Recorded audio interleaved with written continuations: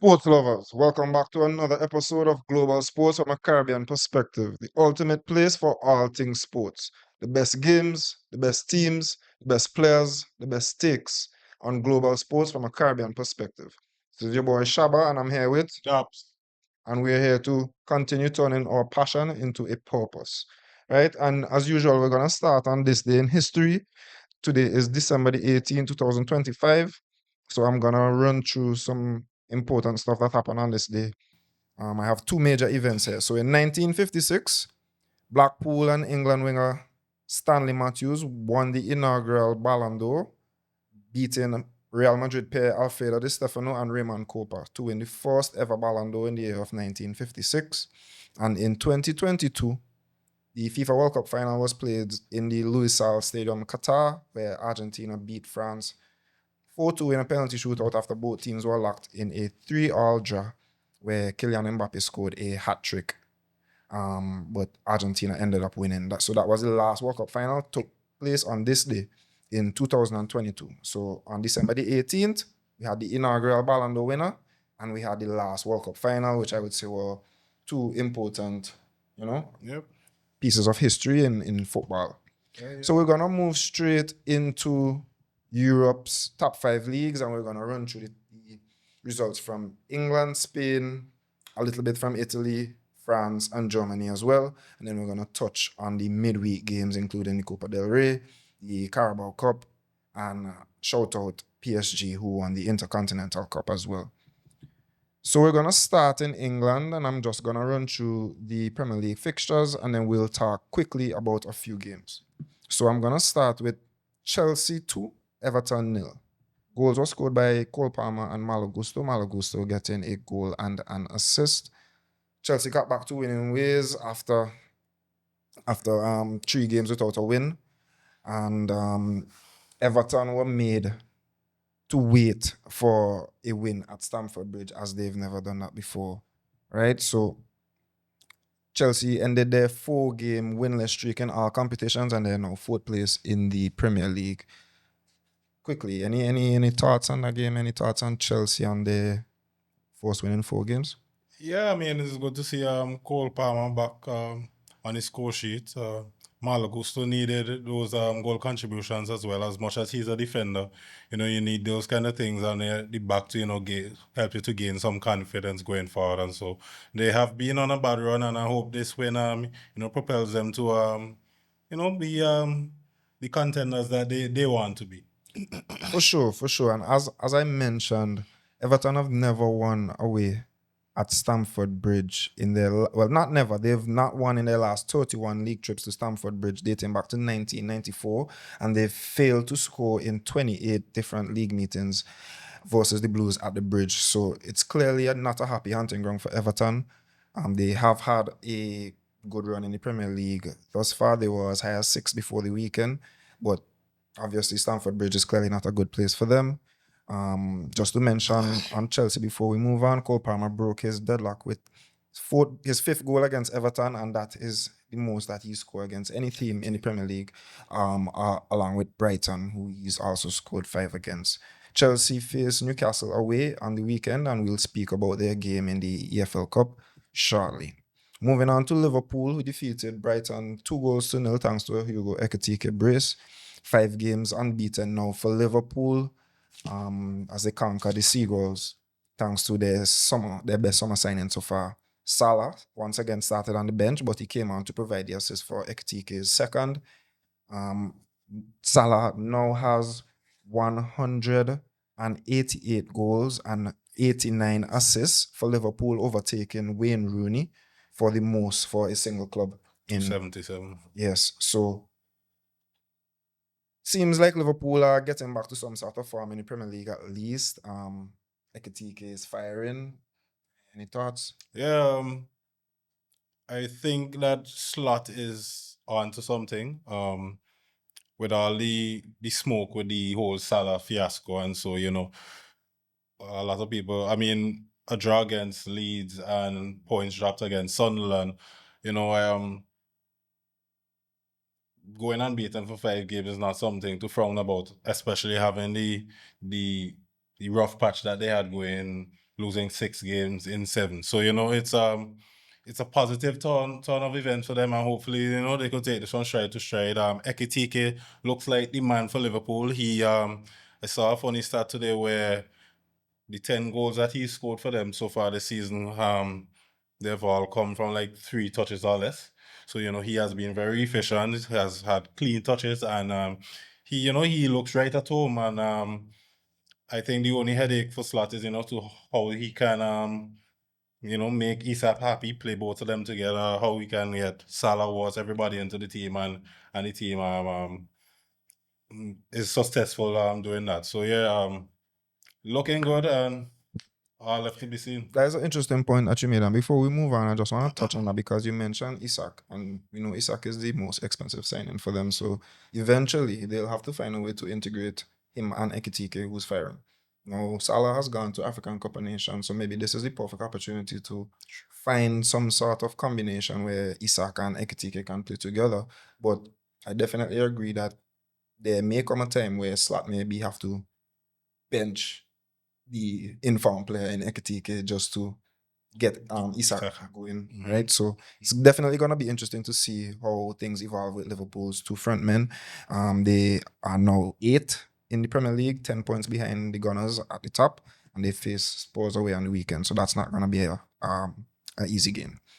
As I mentioned, they are 10 points behind league leaders Arsenal. Arsenal faced Wolves on the weekend, who are last place in the Premier League. So the Premier League's top team faced the Premier League's bottom team, and they were separated by 31 points after 15 games. But watching the game, you would never been able to tell that, right? There were 3 goals scored in the game, and all were scored by Wolves players. 2 own goals, and 1 from Sam Johnston and 1 from Mosquera. Spared Arsenal's blushes, really and truly, if we're being honest here, as they beat Wolves 2-1 to go 5 points clear at the top of the Premier League before Man City played, right? I have a stat here that states that Arsenal did not manage a single shot on target until the 67th minute, right? Having already made 3 changes at that time. So it's clear that things weren't going well in the first half. Wolves became the first team, the second visiting team in the Premier League this season to reach halftime with their clean sheet intact at the Emirates, along with Man City. So that's a crazy stat considering that Wolves are last in the Premier League and 2 points. they've lost basically all their games thus far this season. It was also the first time that Arsenal had failed to attempt a shot in the first half on target in this season, and the first instance at home since December 2024. So Wolves definitely went there and did a job on them. Arsenal, who we've been praising all season so far, looked a bit toothless against the bottom team in the Premier League, but I guess that's what they're gonna have to face. They are the number 1 team thus far in the Premier League, and I think they're gonna get teams the lowest possible block from most teams. So Arsenal's gonna face this a lot. The fact that they came through with a win eventually still shows some sort of character and championship mettle, but I think they're gonna have to do better as they've been slipping up a bit lately. So I'm not sure if you agree or not, but I think that because I am the one who've been raving about Arsenal thus far this season, but I'm starting to see some cracks. Not sure if you agree. Yeah, I fully agree, 100%. And I mentioned it in a couple episodes ago where I noticed this was a home game, right? But I noticed that their away form, well, in terms of goals, because Arsenal have the best away form in the league. But apart from a game against Burnley where they scored 2 goals and Newcastle where they scored 2 goals, they have basically only 1 goal. So they've struggled to score away.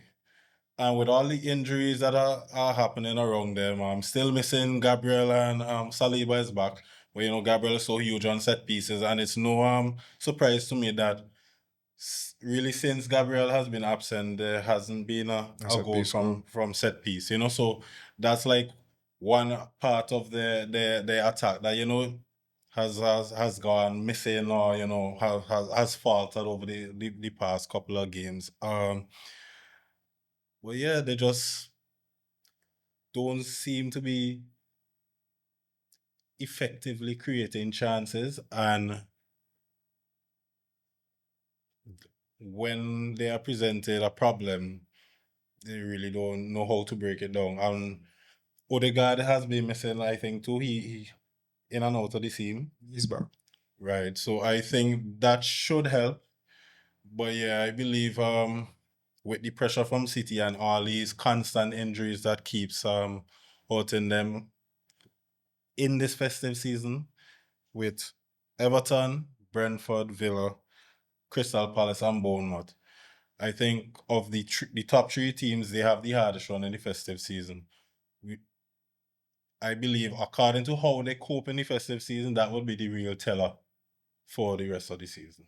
And that's a great point. That's a great point. And one of the criticisms of Arteta thus far, one of the not many criticisms that he because they've had a great start to the season is that they don't create much from open play. And it's something that has been telling because, like you mentioned, a lot of their goals thus far has been coming from set pieces, and that definitely isn't sustainable. You would be looking for patterns of play that, could easily break down opponents and score goals from open play. And especially when your striker, your big money striker isn't, hasn't hit the ground running, it's very difficult. Teams would double and triple team Saka on the right hand side, and it's hard for him to, shake free from those shackles. So Arsenal will definitely have some bumps on the road. It just depends on the chasing pack as well. If they don't slip up, and we'll get to the chasing pack. So a win for Arsenal, not the most convincing, but a win nonetheless. They remain top and they face Everton away at the Hill Dickinson Stadium, no longer Goodison Park. We move on to City, who defeated Crystal Palace at Selhurst Park 3-0 thanks to an Erling Haaland brace and another goal for Phil Foden. Having seen the Gunners snatch that dramatic win the day before, City arrived at Selhurst Park on Sunday 5 points adrift. But Haaland opened his scoring thanks to a pinpoint cross from Matheus Nunes, following a 25 pass move from City. They then rounded off the win with another goal from Foden and a penalty from Haaland that was won from Savinho, right? Just on Foden quickly, Foden has now scored in 4 consecutive Premier League games, 6 goals in total, right, for the second time in his career. Also, only Kevin De Bruyne, Sergio Aguero, and Yaya Toure have now scored more goals from outside of the area than him. He's now tied with Carlos Tevez on 12. So Foden is hitting his stride. City seem to be hitting his stride. Haaland is scoring a goal a game, 2 goals a game. City seem to be getting back to the form that many may not have expected them to hit this season, because I'm sure coming into the season, the majority of pundits, fans would have predicted that Arsenal and Liverpool would be the main 2 title contenders, and not much thought would have been given to City. But Haaland has started the season frighteningly. Ryan Cherky has been a brilliant addition to City. He had another great assist for Foden. He assisted Foden's goal, in that Palace game. So he seems to have hit the ground. He seems to have hit the ground running. And they've established a front three of Doku, Foden, and Cherky in behind Haaland. And it seems to have been working. Nico O'Reilly at left back is a revelation, one of the best players so far in the season in this Premier League. And he'll probably make England's final team for the World Cup as well, based on his form. Who knows? So City seem to be hitting back to some stride. I like what I'm seeing from them. They comfortably dispatched a very strong Crystal Palace team on the road. Many wouldn't have expected that as well. They remain only 2 points behind Arsenal. Arsenal will smell their footsteps. And they face West Ham next weekend when Arsenal play Everton away. So who knows, we might be seeing a new leader at the end of next weekend. Yeah, City smell blood in the water. I remember earlier in the season when Erling was going off as usual.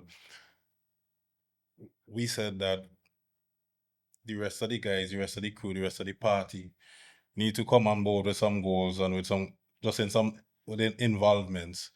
And we have seen that over the past 5 weeks from Foden and from Ryan Cherky, who has stepped into the Kevin De Bruyne boots, really and truly. Not in terms of player profile or the position he plays, because he's not as dominant as Kevin De Bruyne, but however, he is one of those moments, guys, who you give him the ball at his feet and he would create something out of nothing for you. And the crazy thing about Chucky, and I was so angry that I missed the last show because I wanted to rave about the Rabona pass. This guy is left-footed, bro. This guy is left-footed, bro. And he goes to the byline, cuts back onto the left foot, and Rabona with his right foot, like the gall, you know, that to tell you how much confidence this guy has. This guy is just a beautiful player, really and truly, and it's just so great to see that Pep is, allowing him to just flourish and spread his wings, and he has assisted Phil Foden in the last 3 games. I think he assisted him against Leeds. He assisted him against Sunderland and now against Palace. So the goals are coming from all over. Foden has been electric. Doku as well, even without the goal involvements, even against us.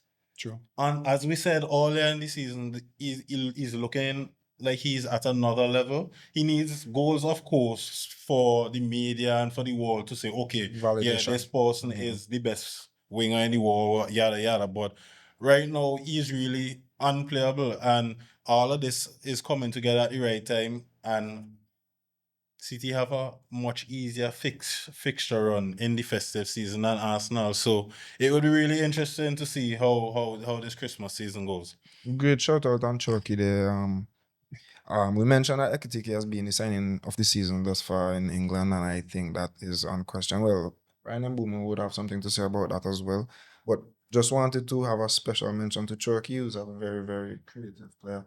Not just technically, but he's robust. Can't really get him off the ball. He has a wonderful left foot. So City are coming. Arsenal better look out. Only Bruno with more assists than Chalky as well, and Chalky only started 6 games for City for the season. Also, only 488 minutes. So that's just to tell you the efficiency. This guy, when you play him, he is going to bring something to the table. For sure. So City remain 2 points behind the Gunners moving into this weekend's fixtures. We're going to quickly run through a few more fixtures from the Premier League before we move on to La Liga, and then just quickly recap these standings. So Sunderland defeated Newcastle 1-0 in the first Tyne-Way derby since 2016, thanks to Nick Waltemada own goal. They now have 26 points after 16 games, currently in 7th position, and this is their most points at this stage of a Premier League season since 2000-2001 season. Any shout-outs on Sunderland or anything to say on disappointing Newcastle, in my opinion, who are 12th in the Premier League thus far?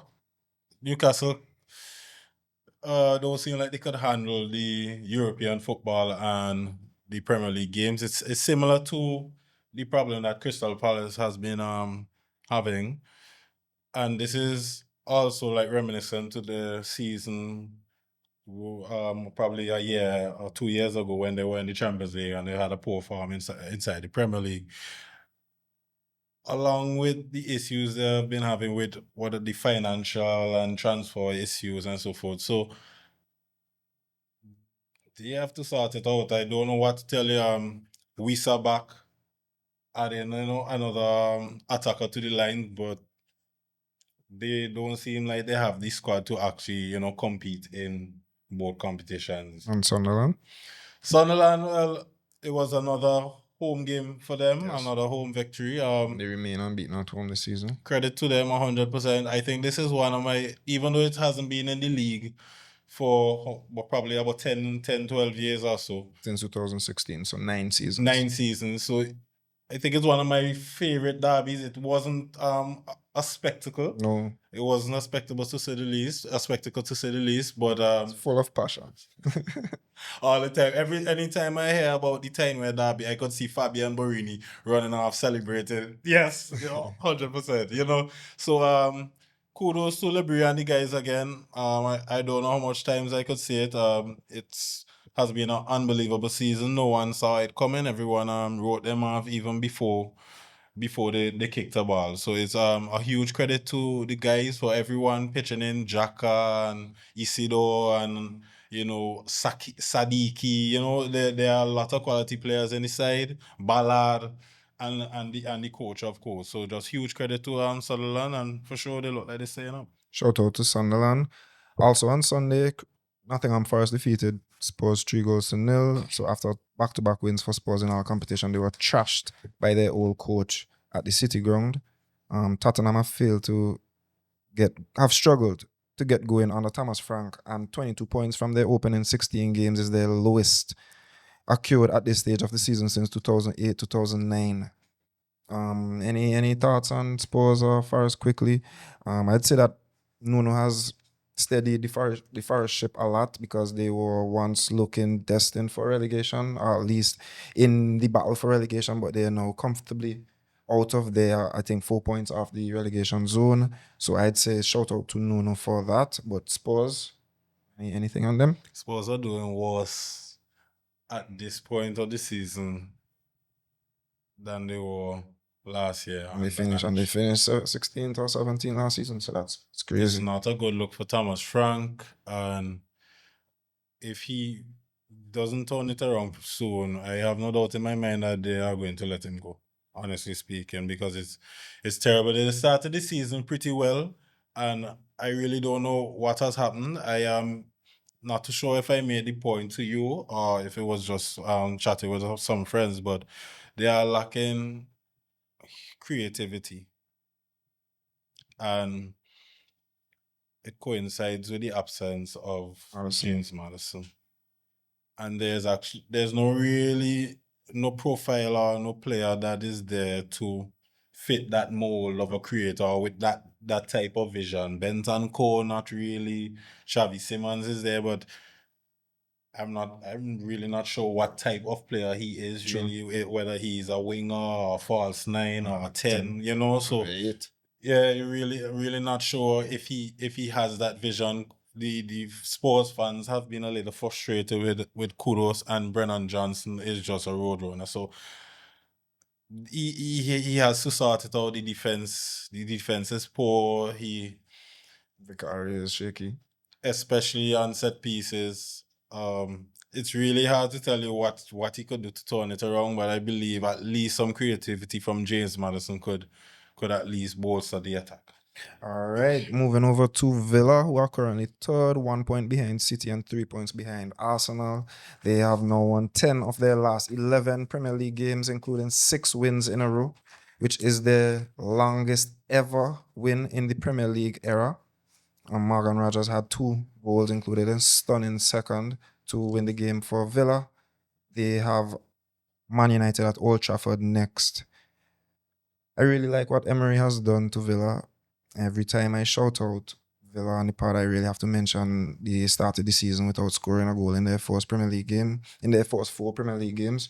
So to turn around and be currently third, only 3 points off the top, and beating the league leaders last week is a testament to Emery and his tactical nous and the quality of the squad as well. So I just want to shout out Morgan Rogers quickly, who I would have maybe underrated a few shows ago, where I stated that Thomas Tuchel is a bit wild for considering to start him over Jude Bellingham for England, but that is not looking crazy at all at the moment. So shout out to Emery, shout out to Morgan Rogers. I would hope they could continue this form and maintain a title challenge all the way to the end. I know you have great interest in Villa, so I just want to hear your thoughts on them quickly. Emery's a genius and super adaptable, because he started the game knowing that West Ham would play a very narrow shape, and he deployed Morgan Rogers and I think it was McGinn out wide, right? That didn't work. They went down halftime 2-0, 2-1, and then he changed it up completely in the second half. He told Morgan Rogers and McGinn now to invert and now to clog up the spaces in the midfield and make runs forward, while long balls will be bombed to Watkins. So the balls will come to Watkins and they would make the runs forward. So that changed the game and blew it wide open. And then he kept making changes, and West Ham didn't react in time. And by that time, it was long gone. Have to give so much credit to that guy, because a lot of the criticisms that go wrong with managers is that they aren't adaptable, and they are rigid, and they, stubborn, and they just want to do what they know, and not, try to be flexible when a challenge is when a challenge comes to you. Emery seems like he is very flexible, and it's just huge credit, bro. Huge credit, because this is not the first time it happened against Brighton. So They came from behind. Coming from behind. So he has shown that he could change things up in order to make some effect on the field. I really like what I'm seeing from Villa, and like I said, they're only 3 points off the top. They go to Old Trafford next, where that would be a very interesting game against Man United. Speaking of Man United, and this was the final fixture of the Premier League weekend that played on Monday, actually. So it was Man United 4, Bournemouth 4. There were 8 different goal scorers in the game, and surely the game of the season so far in the Premier League. United are now joint second for most goals scored in the Premier League, along with Arsenal behind City. That is crazy to think of when you say that out loud, considering the amount of criticism and harsh things we've had to say about United. Not only us, but the majority of the football world had to say about Cities, has had to say about United thus far this season, and justifiably so as well. But they seem to have found some goal scoring form. This was just the third instance though of United scoring 4 more goals in a Premier League game and failed to win. Right, having drawn 4-4 with Everton in April 2012, And 5-5. and Fergie's last game against West Brom in 2013. Also, Bournemouth become the first team in England's top flight history to score 3 or more goals in 3 consecutive trips to Old Trafford. So that's very impressive of them. And Bournemouth seem to be going from strength to strength under Iraola. United seem to be a mixed bag at the moment, although they've not lost, I think, now in the last 6 games in the Premier League at least. So, any comments on them before we? I mean, after just speaking about rigid managers, Amarim came to mind, and funny enough, it seemed like he changed it up a bit. He kind of, if not on the team sheet or the whatever the guys would present to us before the game with the 3-5-2 or whatever, it seemed like he moved to a 4 in the back, and that made way for the attack to flourish. Ahmad seemed to be the most attacking player on the team, even though he was the right wing back. Very greedy player though, might I say, but very electric as well. He's one of those players who react to your movement when you try to stick a foot. So you stick a foot and then he would, go around you. So I really like that about him. But I can remember also mentioning earlier up in the season, and this is to the point where you said that they are second currently. In goals scored. They were leading in XG at one point in the season. So now that they are finishing those chances, you see that they are least reaping the rewards. For sure. The defense, of course, needs to tighten it up a bit, because it's almost counterproductive. True. Oh, you scoring 4 goals and don't win. It's crazy. Yes. And the thing is too, I saw the game was over after Cunha's goal, bro. Yeah, it was 3-1. There was no more room for another one. Like, come on, guys. So that's something that they need to really fix. Yes. Get some steel in the back, stay focused, and just come out with 3 points, bro. It's frustrating. I am not the manager, and I could understand how he feels with a performance like that. Yeah, so a very entertaining game at Old Trafford, and that rounds up our Premier League recap for this weekend. Just to give you a quick rundown on the standings before we go over to La Liga. Arsenal remain top on 36 points, City second on 34, Villa third on 33 points. Chelsea fourth on 28. Palace, United, Liverpool, and Sunderland all on 26 points in that order. So we move on to La Liga, where there was around 16 matches as well. And we'll quickly speak about the top three in Spain. We'll start with Atletico Madrid, who returned to winning ways after Antoine Griezmann secured a 2-1 win over Valencia with a brilliant goal. He now has 14 goals in 27 appearances against Valencia, more than he's managed against any club in La Liga, right? However, on the flip side of that, 1 goal in the last 10 games for Julian Alvarez, and that goal was a penalty. So, mixed bag for Atletico, but they returned to winning ways. Anything on them quickly? That was the first victory after losing against Athletic and Barca. And Barca, right? So yeah, good to see them returning to winning ways. Not much to really say. Valencia, though, struggling, very close, just lingering above the relegation zone. They've been flirting with it for a while now. Yeah, so that's something that we to keep an eye on, being Valencia with that much prestige, especially where the La Liga is concerned. But I'll let it go back to anyways.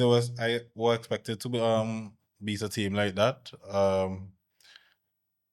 I don't think they're struggling to score goals as we know them to struggle. I think this season more free scoring and finding the back of the net. But yeah, it's just Atletico. I really want to talk about Villarreal, as we spoke about the top three in La Liga, but Villarreal is actually the team in third. For sure. Winning about six or so games in a row. We'll get to them. Yeah, so okay. All right, so Barca defeated Osasuna 2-0 thanks to a brace from Rafinha to go 7 points clear of Madrid before they played on Sunday. Forward back both of his goals in the second half, right, helping Hansi Flick extend the lead over Madrid, like I said, who played Alaves on Sunday. Barca have now won their last 7 La Liga matches by a margin of at least 2 goals, doing so for the first time since a run of 8 games in 2017 under Ernesto Valverde. Barca have also scored 37 consecutive La Liga games, tied for their second best ever streak in club history, alongside, again, Ernesto Valverde's Barca in 2018-2019. The record streak, though, is 63 games. Will take some getting. But you wouldn't put it past this current Barca team, who seem to be scoring in every game. Any thoughts on our rivals and their routine win against Osasuna? It was a frustrating game for them up until that goal from Rafinha. It was actually their first clean sheet in however long. So you have to give credit to that. They look better, especially having.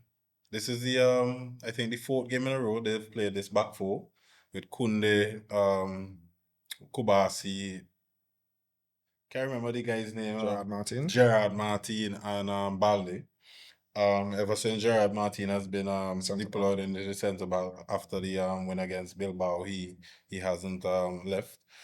Frankie de Jong, weirdly enough, has to now contend with Eric Garcia for the CDM role. As Eric Garcia poses a bit more steel in there and tends to win more defensive duels and so forth. We all know what Frankie gives you on the ball, but it seems like Hansi Flick is more comfortable and confident in what Eric Garcia does off of the ball, and he likes that skill set. Rafinha, though, is the one we really should point out. Ever since he has returned, the pressing from the front has returned. He wears his heart on the sleeve, and I think that all of the outside noise and this media, this and the hype, I think Rafinha is just there to actually just play ball fully. And I think I just fully respect that about him, and it just shows, bro. I think with him on this form, it almost seems like he pulls the team with him. True. So with him on this form, Barca could only go higher, honestly. Yeah, shout out to Rafinha. Prime had mentioned him on the last time he was here, that Rafinha's return was gonna be vital, and so said so done. They've not lost a game since he's back, and he's in goal scoring form again. So scary times ahead for Barca and their opponents. However, they face the said Villarreal team this weekend away in away at Villarreal. So it will be a very interesting fixture this weekend as they try to consolidate their top place in La Liga. We move on to Alaves 1, Real Madrid 2, where Mbappe and Rodrigo scored again. Alonso's position, Xabi Alonso, right? His position has been discussed by the Madrid hierarchy just 6 months after he took the reins. But Sunday's victory eased the pressure somewhat. Maybe not the manner of the victory, but his result itself possibly potentially saved his job. Considering it's a team that is barely out of the relegation zone, more would have been expected from the white team, I would say. It's beginning to be a bit difficult to watch Madrid play. Like, if I wasn't a Madrid fan and someone who loves football and is, very much interested, I probably wouldn't be able to sit through too many of those games if I was looking for entertainment because the games are very stale. The football is not pretty at all. We just mentioned a while ago about the Tyne-Way derby and it not having that much quality, but at least in that game, there's passion, there's fight, there's intensity, there's energy. There's none of that with this team. None. And you could clearly see that the players are not that interested. Not that interested when they meet the likes of Alaves away and they have to go and put in a scrap. Whereas Barca, and I keep comparing this to Barca because Barca would dispatch these teams with ease. Whereas we would struggle for 40, 45 minutes, 50, Correct. 55 minutes, 60, eventually break the deadlock. Barca would swat these teams way, scoring 2 goals in the first 20, 35 minutes, and then the game is just a breeze from there.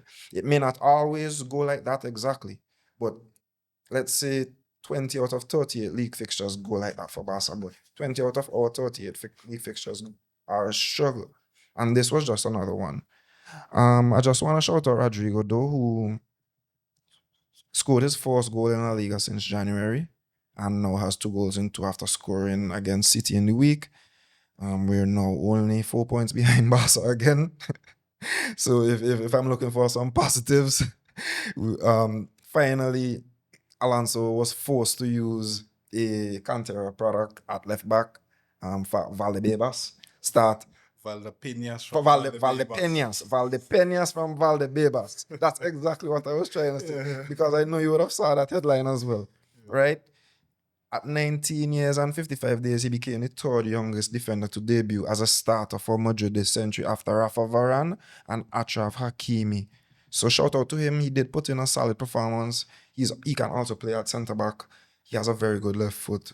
I don't know why we don't give more chances to these young players. We also saw Alex Jimenez play at right back for Madrid in the week in the Copa del Rey. Another good showing. So it shows that we have talent in the youth academy, but they're not being given a chance. Yeah, it also showed on the field with Alan, what's his name? Blanco assisting the goal. Antonio Blanco. Exactly. That's the name, so. Yeah, so just another subpar showing from all involved, in my opinion. Salvaged by 2 moments of quality, really and truly. Mbappe scoring a goal that went into the top corner, that's unsavable. Vinicius Jr. doing outside the foot assist to Rodrigo. That is basically, unstoppable as well. Bellingham was his all-action self in midfield. And Mbappe scored his 17th league goal this season and 70 overall so far for his Madrid career. But aside from that, there's not much positive that we can take, in my opinion. It's a win and nothing much. Yeah, I completely agree. Positives is the win after losing back-to-back games against Celta and City. Positive is Mbappe coming back after missing a game against City. Positive is Rodrigo scoring in back-to-back games and reaching 70 goals with Mbappe. That's crazy, bro. Positive is we giving the Castilla youth a little shine, and he was first player since Isco and Carvajal in 2013 to have more than 5 tackles and more than 12 duels, and he won 7 of those duels. I mean, those don't jump out in the stat sheet, No. but is something that we could commend them on. Very impressive. Yeah, so those are the positives, and we hope that in the upcoming game well, the game in the week was, Yeah, we'll get to that. So yeah, we hope that we could be a bit more positive and attacking and clinical in the games to come. Yeah, so that rounded up Madrid's another poor game from Madrid in La Liga again, but they remain 4 points behind Barca and just in reach of top spot. Now, we mentioned Villarreal earlier, third place Villarreal. Their game versus Levante this weekend was suspended due to inclement weather, meaning they now have 2 games in hand on Barca, who are 8 points ahead of them. So if they win those 2 games, they could be just 2 points behind. They have 2 games in hand on us as well. So if they win those games, they can go ahead of us. So they have the opportunity to close that gap. As I said, they face Barca at home this weekend, and that will surely be the game of the weekend in Spain. Just to quickly recap the standings before we move on, Barca remaining first on 43 points, Madrid second on 39 points, Villarreal in third on 35 points with 2 games in hand, and Atletico in fourth place on 34 points. So quickly moving over to Serie to give you a quick roundup of the current standings in the Serie and how those results went over the weekend. And we'll just give some quick thoughts on the Serie title race overall and then move on. So Inter are currently first in the Serie on 33 points, defeating Genoa 2-1. Goals from Bisek and Lautaro Martinez. Milan, who were first before the weekend, dropped to second after drawing 2-2 against Sassuolo. They relinquished top spot, as I said. Napoli are in third position on 31 points, losing 1-0 this weekend to Udinese. Missed the opportunity to go top after Milan dropped points. And Roma round up the top 4 after defeating Como 1-0. So I just want to quickly touch on the title race in Serie as it's the closest that we have in the Big 5 leagues. All 4 teams seem capable of dropping points at any moment versus any team at the league. So the parity in the league is definitely amazing and should be discussed. Some would argue it isn't worth being discussed as undoubtedly the quality of the league isn't on par with, let's say, the Premier League and La Liga, for instance. But parity is parity, and in the last 10 seasons, there have been 4 different league winners: Juventus, Inter, Milan, and Napoli. One of those teams are gonna win this season unless Roma pull it off. So it's a close title race. It's something that should be heralded and praised. You know what I'm saying? Because we've seen a lot of title race in leagues over the last few years where they've been bomb lengths, basically. They've been non-contest. But every season in the last, let's say, 4 or 5 seasons in Serie, there has been title races like this. Lautaro is currently the top scorer with Pulisic and Çalhanoğlu. And it just goes to show that it's a random league, it has quality, maybe not top tier quality like England, maybe because they don't have the funds to buy the top quality players like they can in the Premier League, but I still think it's worth mentioning. Yeah, 100%. I think because there's not that massive injection of funds in the league, I think that's why you have that parity, like everyone is on the same level.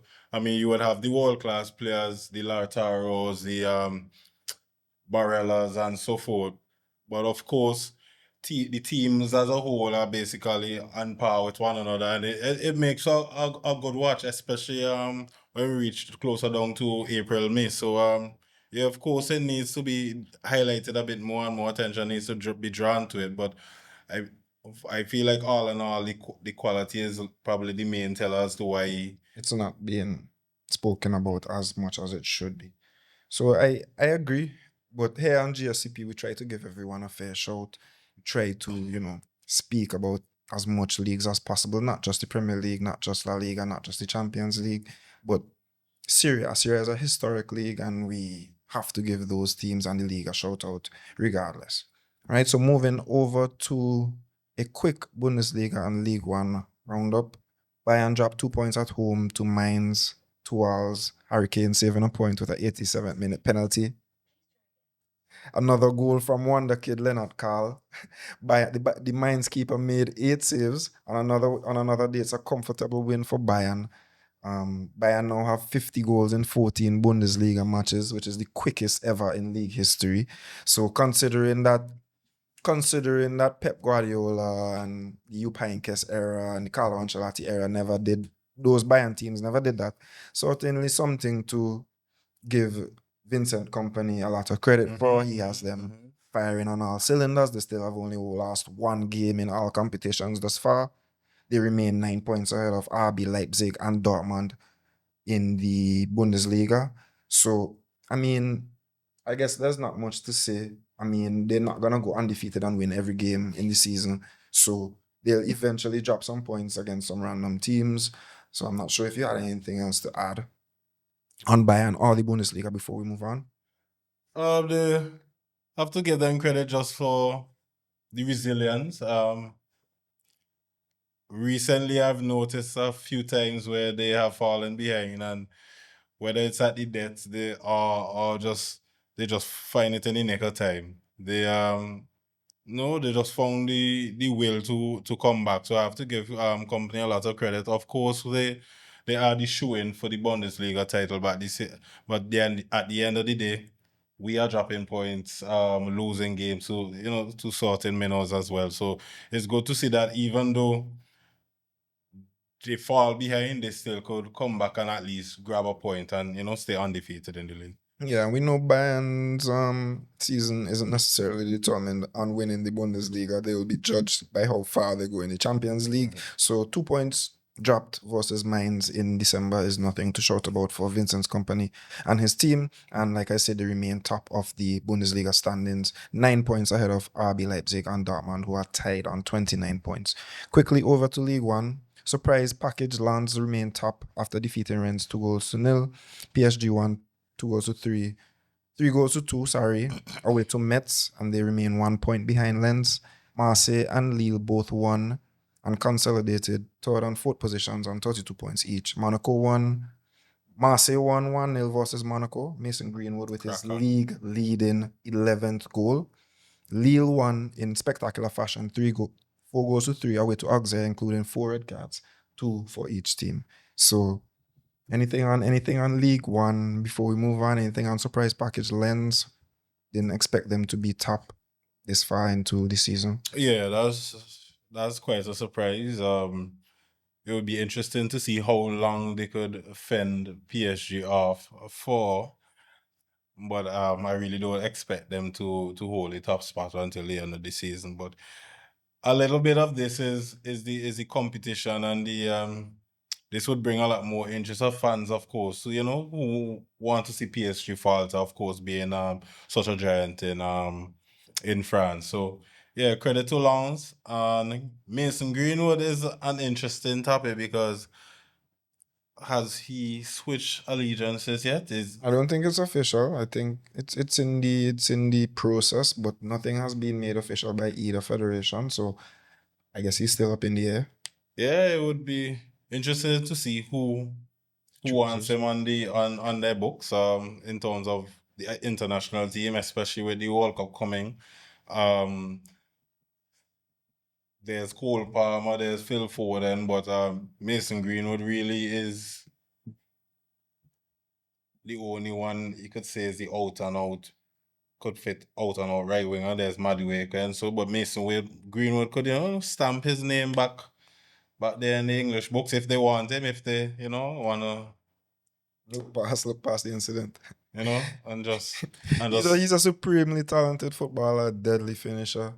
But I just think with the current standing of the world, I mean, they'll get a lot of backlash from it, is what I'm trying to say, I think. And I don't think they want to get that kind of bad publicity, the English team. And it's not a case where they don't have attacking players. They have a lot of attacking players.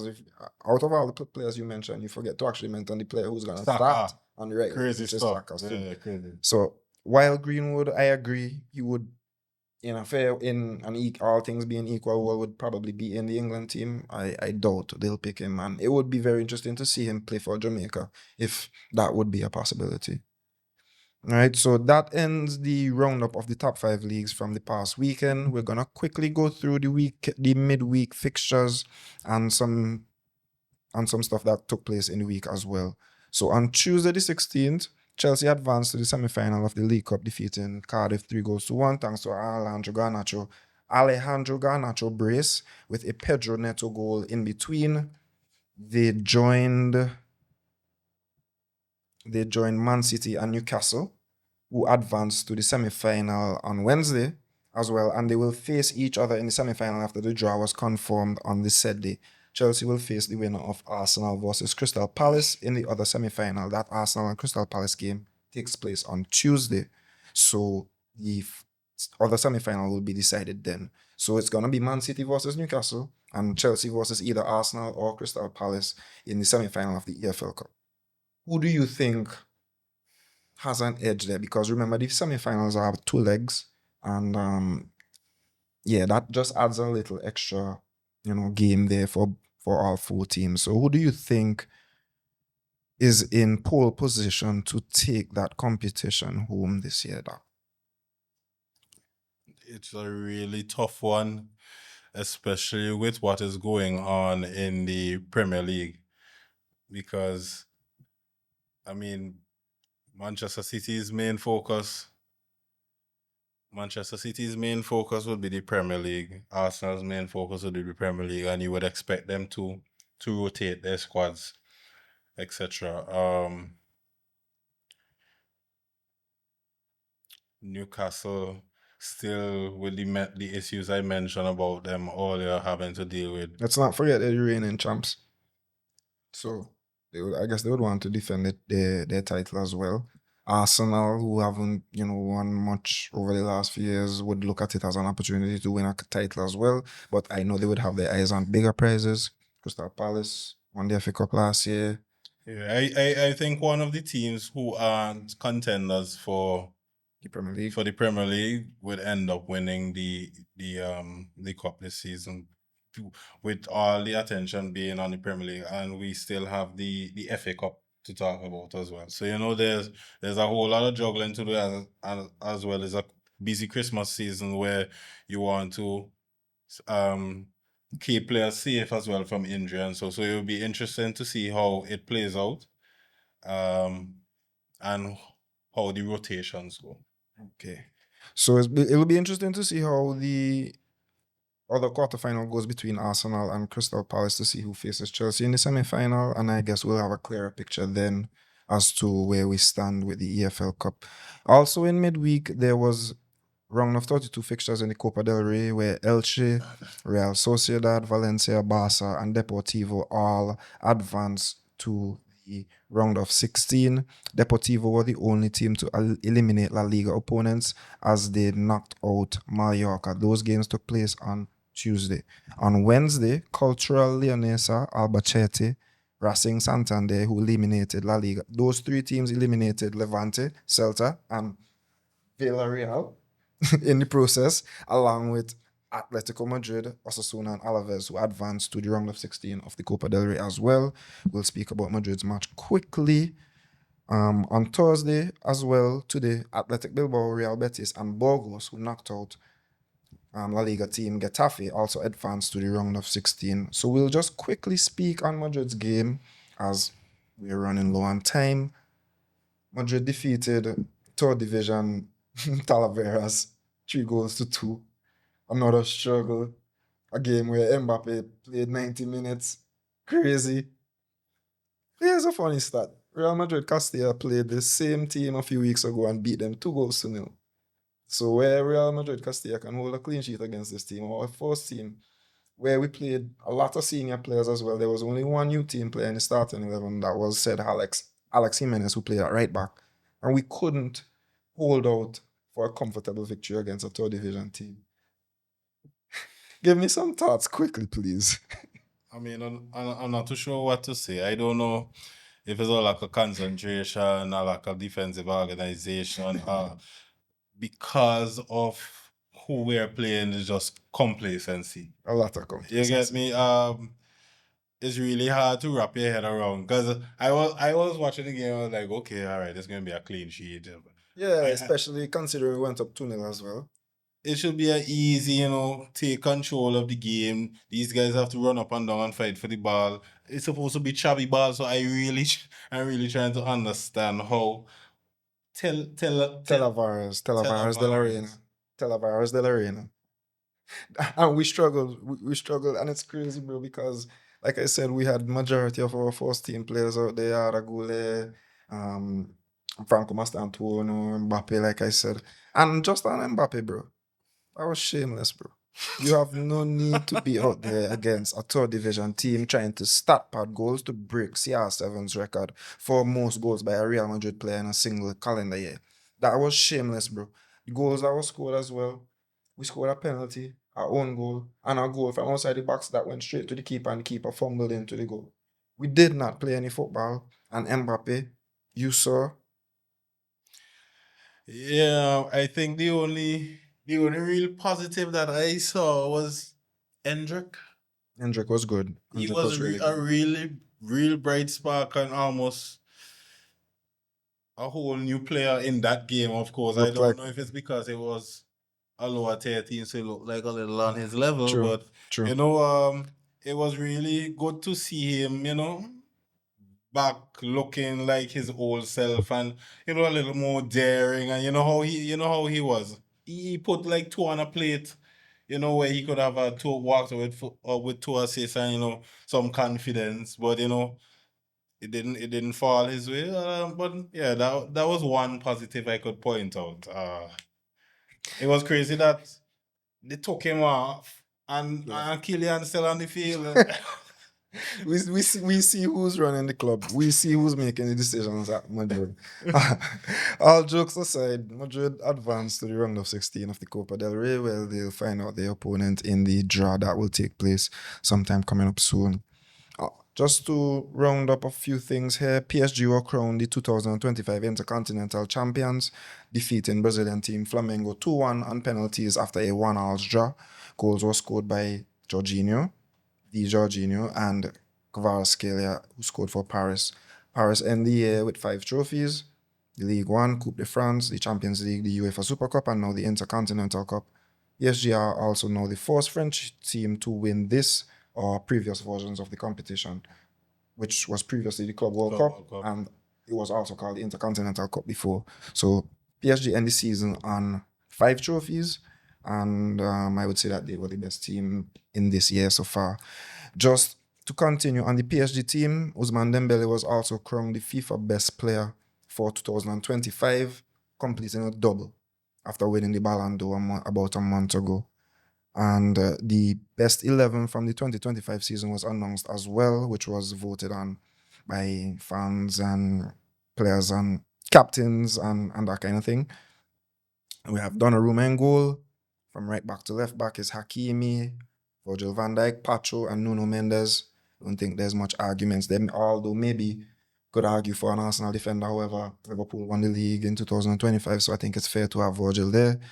The remainder of the PSG back five, of the PSG back four, is non-negotiable.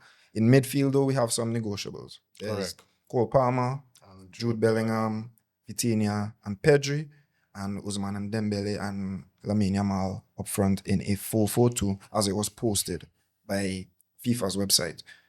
So we're just gonna speak quickly on a few players who may have been excluded. I think most namely Rafinha, right? 100%. I also not sure why Jude Bellingham is there. So I'm not sure if you agree. I'm not sure if you have Salah or maybe Mbappe there as well. But I think for sure Rafinha should have been in that best 11, don't you think? Yeah, I think Palmer and Bellingham, as much of a great season Cole had last season, I still believe I think I could die on this hill that maybe a João Pedro or even a Fabian Ruiz could fill the João Neves.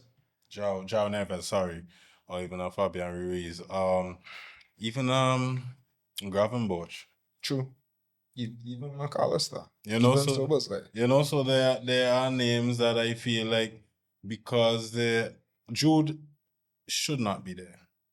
Yeah, There's no and way ahead. and we have to be honest about that. Right? Should not be there. And I just feel like, and I'll keep saying this, that because people score goals and assists, the things that the hard work and the passes that break lines and the passes that are missed opportunities. Those really just go to the side. They don't pay attention to that. And oh, this guy could play terribly for 75 minutes and get 2 assists in the last 50 minutes. And oh, what a game he had! You get what I'm saying, bro? So I feel like sometimes the players like João Neves and the Fabian Ruiz Even and Declan the Rice always are appreciated because they don't get goal contribute to the contributions. stat sheet. Yeah, so this is no shade on Jude Bellingham at all, who is a world-class player. Also no shade on Cole Palmer, who is another world-class player. But in our opinion, we don't think that they were deserving of being in the best 11 of 2025. But the voting was done, and that is that. All right. Just want to shout out quickly the New York Knicks, who defeated the San Antonio Spurs to win their first ever NBA Cup, with, powered by OG Anunoby's 28 points, and as he made 5 threes. Now, as a Spurs fan, it was disappointing. After the game, we found out about Victor Wembanyama losing his grandmother right before the game. So definitely had some sort of psychological impact on his game as well. Definitely not an excuse, however. The Knicks were the better team and deservedly winning. I tell my partner last night self, them have been cheating. Them have been cheating, bro. Yeah, bro. It almost seemed like they just wanted the Knicks to win. Like there was an instance, and this was even before the game flipped back to the Knicks lead. OG Anunoby outside, bro, touching the ball. Y'all see everything under the sun out there. He outside, bro. Like how didn't you spot that? And then the next one where they call a charge, foul, offensive foul on one of them tall guys. And the coach called for a review. Your coach called for a review. He get technical. Mitch Johnson. Champion, he just sink a tree, I think. And instead of Spurs getting the tree, have a challenge call, they get a technical, Jalen Brunson up the road with a one free throw. You don't get the tree, as I say. Coach with the technical foul. It just seemed like the whole game was against Spurs. And it's no shade on not discrediting how well New York played, especially in the second half. Because I was wondering, I'm a little bit of wondering how Vaseline getting, going on, so yeah, it was just dog basketball from New York, really rough dog and rough housing from New York in the second half. But I really feel like the refs had a part to play in it. Just quickly before we move on to our man of the matches and end off this episode, do you think that with that win, New York could potentially do something in the playoffs? Because we haven't spoken much NBA since a few episodes now. So just quickly on your thoughts on the Knicks and if they could do some damage in the East in the playoffs this season. I think so. Especially if they have a fit Mitchell Robinson, because he is that rim protector and glass cleaner as well. And does the dirty work that Cat wouldn't necessarily do.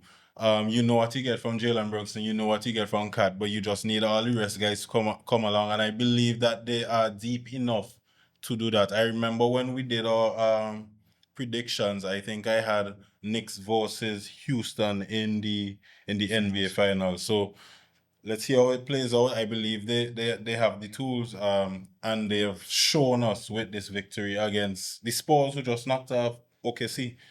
So Yeah, and quickly on the Spurs before we move on. It's a tough loss, I won't say it's a good loss because losing is never really good, but it's something that you'll definitely learn from. The NBA Cup is not necessarily the priority for any team, but if you would have won it, the players are definitely motivated by it because there's cash money involved. But it's a learning experience. It's a young squad, and players likes of Devin Vassell, Dylan Harper, who's very impressive, should be getting Rookie of the Year shouts as well. Yaron Fox, who's found his farm, and Wembanyama, who is now back. With that core that we have, I think it's very possible that we could do some damage in the first playoff of the season. It's also possible that we could be eliminated in round one as well, just based on how tough the Western Conference is.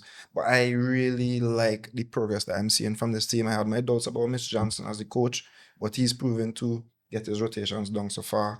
And we are playing good defensive basketball as well. And I should say good basketball on both ends of the court. Not just spamming threes, not just, shooting mid ranges. There's a wide variety of play within the team. So kudos to the Spurs, but congratulations to the Knicks for winning the NBA Cup. So quickly, we're gonna move on to our man of the matches and end of this episode. So my man of the match is Phil Foden. Like I mentioned earlier, he scored in his 4th consecutive Premier League game. He has 7 Premier League goals this season, which is as much as he had last season, which is crazy considering that he had 20 the season before that.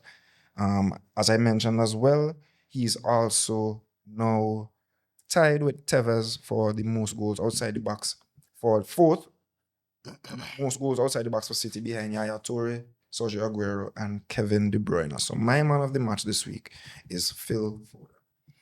All right, so we will bring this one home with my man of the match. When the recently concluded Winlat Windward Islands Under 15 Super 50 tournament, Ahmad Williams brought home the tournament MVP, and Ahmad had 12 wickets with best figures of 3 for 6, an economy rate of 2.79. Runs scored 38 with a best of 24 from 35 balls, and a strike rate of 65 with 1 catch. So just big up Ahmad one time, 100%, and I hope that you just stick with the thing, bro. Continue the development, because we just want to see more Vincent Chance, especially on the West Indies team and the Windwards team, and it just putting Vincent Chance on the map on a whole. So just big up yourself and continue the development, bro. We're proud of you. Shout out to Ahmad Williams as well. Much respect to the kid. Hopefully he has a bright future ahead of him in this sport and in life in general. So with that, that's a wrap. Another episode of Global Sports from a Caribbean perspective. Thank you for tuning in. Make sure to like, share, comment, subscribe, and join us next week when we'll speak about more exciting actions from Europe's top 5 leagues. I am your host today, Shabba, and we're here with... I'm Das, but Shawa, Ross Sanchez can't get away. Ross Sanchez can't get away. Ross Sanchez, you can't get away, my brother. In the last 19 innings, Ross Sanchez has made less than 10, 9 times. He has made more than 20 runs, 8 times. Ross Sanchez hasn't had a 50 since 2023 against Zimbabwe. Test, right? In test. If you do an average of Ross Sanchez the last 19 innings, it's less than 20 runs. Wow, and that's our captain. How is this guy the captain of our team? Brother, spare me another minute, CJ. Spare me another minute. How is this guy? Bro, I watched Ross Sanchez bowl a ball last night, right? Inside edge, off the bat, and it flies over short leg, and it goes around mid-wicket. No short leg in place, no short leg inside. Ross Sanchez proceeds to go up and bowl again with no short leg in place. If the ball just went there, why not put a man there? Why not put some pressure on the batsman? Why not apply some pressure with the field? Earlier today, before I came here, Jaden Seals bowled a ball maybe to Kane Williamson, and it dropped short in the slips after Kane edged it. Rastan, why you smiling, Rastan? Move up the slip card, Rastan. Come on, now, brother. Sammy, come on, now, man. It's just a passionate West Indies fan, and I just can't understand why Rastan Chase is the captain of the side. What is his best attribute? What does he do best? Big up on yourself. And that is the reason why we're having this podcast. That is the reason why we're doing this show. You can hear the passion in his voice. You hear the passion in my voice when we speak about sports here on Global Sports from a Caribbean perspective. And we just want to see the West Indies do good. We're all Caribbean people and we're dedicated to them. We have no choice but to be, right? And they haven't been making us proud lately, right? They drew the last game, and that was a remarkable feat. Did shout them out on the last episode, but they went on to lose the second test and are on the verge of being swept 2-1 in this third and final test. So We finally batting.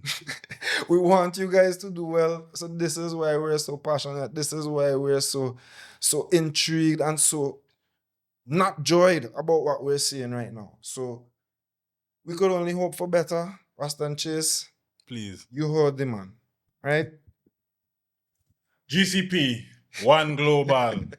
One global sports from Caribbean perspective.